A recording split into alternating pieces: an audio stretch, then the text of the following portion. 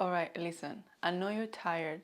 I know you are tired of trying so hard, putting in the effort, putting in the late nights, putting in the endless thinking, the sacrifice, and still feeling like you're stuck in the same place. I know you're tired of seeing other people getting what you want so easily, like it's literally falling into their laps. And you're tired of just wondering, what's wrong with me? Are they so special or am I just not special enough? But let me tell you something. This has nothing to do with you and with who you are at your core. So stop beating yourself up, stop holding yourself to a standard that isn't even real, and focus with me for 1 second. Those people you're watching, they are not more special than you. And you are not doing everything wrong. What is happening here is that you've been focusing on the external when everything you need to shift is inside of you. So take a breath and step out of that loop for 1 second, okay? Let's break it down. Imagine you're a gardener. You plant seeds, you water them, you take care of them, and you wait. And you wait and you wait and nothing blooms. Now you could start blaming yourself and you could start thinking, maybe I'm a bad gardener. Maybe these seeds are not meant to grow for me. But the truth is, it's not you, it's the soil. It's the light, it's the environment that is not aligned. And just like the garden, your mind is your soil. What you plant there grows. The other people that you see blooming so easily, they are planting in the right soil. They have mastered something that you haven't yet. But here's the good news. You can master it too. If they can do it, you can do it. And it's simpler than what you think. And in this video, I will show you how you can achieve that too. Hey guys, welcome back to my channel. I'm Adriana, and today I am sharing something that will change the way that you approach everything that you ever wanted. So first things first, before we dive into the how, I want you to do something important. I want you to apologize to yourself, and I want you to say sorry for being so hard on the version of you that has been trying her best. And seriously, just tell yourself, I'm sorry for thinking I'm not enough. I'm sorry for doubting myself. I'm sorry for being mean to you. You are here right now and you have found this video, and that means that you are ready to change everything. The truth is, there are two simple keys that unlock everything that you ever wanted. And today I'm going to teach you what they are. All right, let's get started with the first one. The key number one is to feel the end goal right now. And here's the thing that most people get wrong. They think that is the thing they want. It's the relationship, it's the dream job, it's the money, but it's not. It's not the thing. It's the feeling. It's the feeling they believe the thing will give them. So let's take, for example, a relationship. You might think that you want a partner, someone to hold your hand, someone to love you, but if you dig deeper, what do you really want? It's not the person, but it's the feeling that comes with being in a relationship with that person. You want to feel loved, you want to feel valued, seen, cherished, you want to feel secure, you want to feel like you matter to someone, right? You want to feel passion, connection. So here's the key, right? You don't need to wait for the relationship to feel those things. You can feel them right now. Think about it. What if you could give yourself that feeling of love, that feeling of security and worthiness without needing anyone else to do it for you? It's like you've been walking around with an empty cup. You are asking everyone you meet to fill it out for you. But what if you realize that you had your own pitcher all along? What if you could pour into your own cup anytime you need it? And that's what I'm talking about. Fill yourself up with the emotions that you want, and do that before you even get the thing that you think that will give you those emotions to you. You have to see it like that. You're walking into a room filled with people. If you walk holding on an empty cup and desperate for someone to pour something into it, that desperation shows. People can feel it, they can sense it that you need something from them, right? But if you walk into that same room with your cup already full, glowing from the inside out, you become magnetic to those people. People are drawn to you because you're not asking for anything. You're already complete. And what do you think happens then. The people, the opportunities, the love that you want, they are drawn to you naturally. So this is the first key. Whatever feeling you're chasing, give it to yourself first. Give it to yourself now. Feel loved now, feel cherished now, feel secure now, before you get the relationship, before you get the job, before you get the success. And when you do that, you will see how quickly those things will flow to you, like they were waiting for you to unlock that door. This time, you need to change your actions. And that's the only way to change your result. So if going and asking for the love that you want to receive is wrong, then what is right? The people that preach, nowadays about self-love, saying love yourself, love you, prioritize you, and take care of yourself, in a way, that's what they want to say. Take that power away of needing someone else to give you love and give it to you. Give to you all those beautiful emotions that you're looking for to feel. Go and give them to yourself. You want to feel love? Feel that love that exists within you and give it to yourself. Say, hey, I am directing this love feeling that I have inside of me into myself, into my being. Give yourself those emotions, give yourself that feeling of being valued, of being cherished, of being safe, of being protected. Whatever you are looking for, give it to yourself. And don't use this as a means to an end.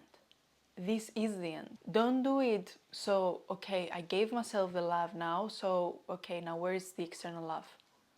You ain't doing it right, love. Fully spoil yourself in that emotion. Be so full of that emotion that the need and the attachment of receiving any attention or any approval from anyone else, that need will look so faint compared to the fullness of love that you have just gave yourself. Become so okay basically with being the main source of giving yourself every emotion that you want to feel, because you have to make this a habit. You need to make this a reflex. And I realized this very early on in my relationship. Whatever I want from this person, I'm going to sit and give it to me first, emotionally speaking. And I swear that was the reason why this relationship has worked. After quite a few failed talking stages, this was my first relationship. And I am convinced that this is because I went in this relationship already loved. I went already secure, already full, and not needing anything. I no longer relied on anyone to fill my cup, to love me, and to make me feel the emotions that I wanted to feel. I filled my own cup. I loved myself. I gave myself the feeling of being secure, of being protected, of being cherished, of being seen, of being understood. Relationships are mirrors, right? So that's exactly what my relationship mirrored back to me. But along the way, this became a habit for me, and in my relationship, now I'm so fully emotionally covered by myself. So I'm no longer dependent on someone. But when I realized and figured out this secret, I forgot to apply it to anything else that I wanted to accomplish.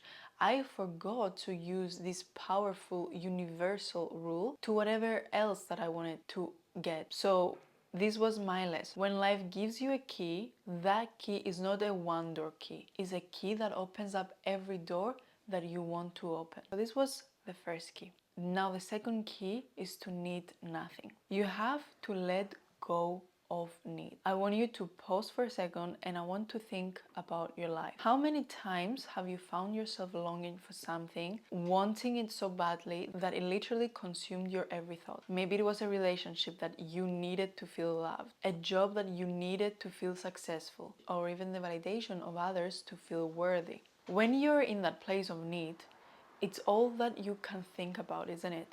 It's like a hunger that it can't be satisfied. But here's the catch.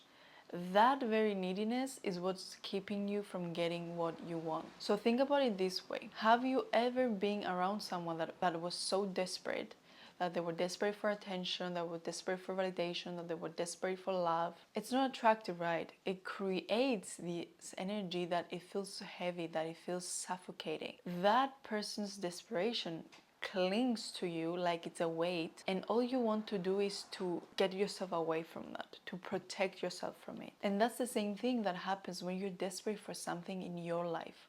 whether that's love, whether that's money, whether that's success, when you need it to the point of desperation, you are energetically pushing it away. And here's why. Neediness is rooted in lack. It's the energy of believing that you're incomplete without the thing that you're chasing. And when you're coming from that space of lack, the universe, life, or even the people around you sense that. It's like a signal that you're sending out and it's screaming, I don't have enough, I am not enough. And in that state of energetic lack, you can only attract more of the same. More lack, more wanting, more emptiness. And it becomes a self-perpetuating cycle. Desperation is like trying to hold on to sand with a clenched fist. So the tighter you squish, the more it slips through your fingers. The very act of clinging is what causes you to lose what you desire. So this is how the energy of detachment works. When you loosen your grip on the things that you're desperate for, whether that's love, whether that's success, whether that's validation, you stop suffocating them with your need. You let them breathe, and suddenly they become more accessible. And why do they become more accessible? It's because when you release that need, you shift from a mindset of scarcity to one of abundance.